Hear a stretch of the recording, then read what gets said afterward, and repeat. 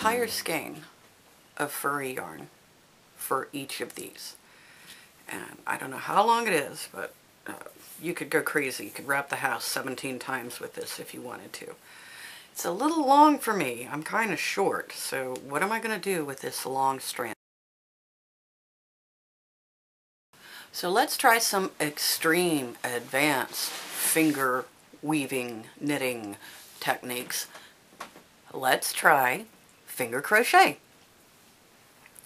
I made these strands with the basic finger knitting loops. I've got all this yarn. It's nice and furry. I don't really need any decoration. I don't really need another belt. I don't really need another scarf. Actually, I do need another scarf, come to think of it, but I don't want a skinny scarf. I want a wider scarf. So let's do a little bit of finger crochet. First thing we're going to do is our all-time favorite slip knot. And make it a little bit bigger so that I can reach through, grab my yarn, pull it through into a chain. I'm going to keep that open a little bit, pull the chain through. I've got two loops and one on my hook or my finger. I do that again.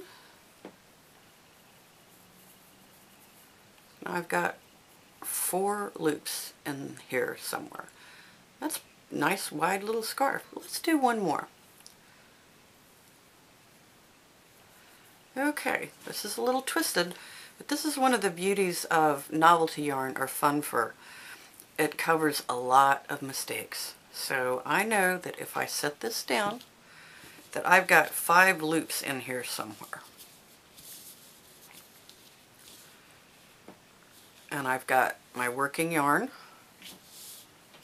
or the rest of this feather boa strand over here.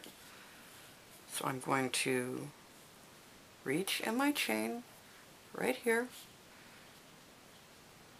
pull up a loop, so that's like my turning chain. And now I'm going to, let's move this so it's just, you can see a little better. There's my chain, there we go. Now I'm just going to kind of root around in here till I can find that chain. Looks like there's one there, one there, one there, one there. And there should be one right over here. Nope, okay. 1, 2, there it is, 3, 4. So just kind of root around, find your spot. So I know I've got one right here, so I'm going to reach through, grab the yarn, pull it through the chain, and then pull it through the loop on my finger. You recognize that movement? Basic slip stitch crochet.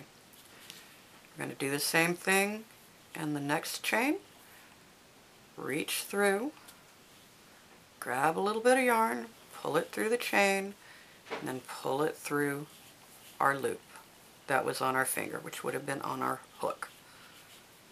And one more time, reach through, grab our yarn, pull it through the chain, pull it through our loop, and now we've got a nice furry wide thick little thing.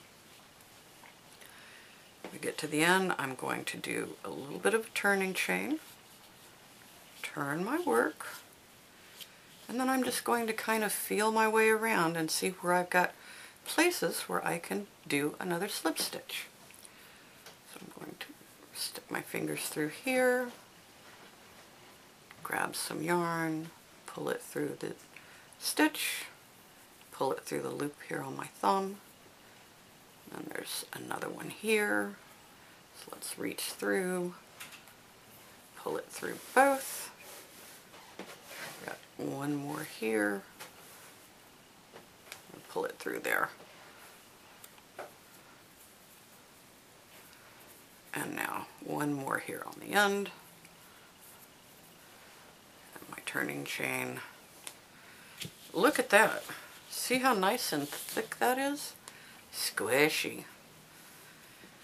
That's the beginnings of a fine scarf, or a cat bed, or a tribble.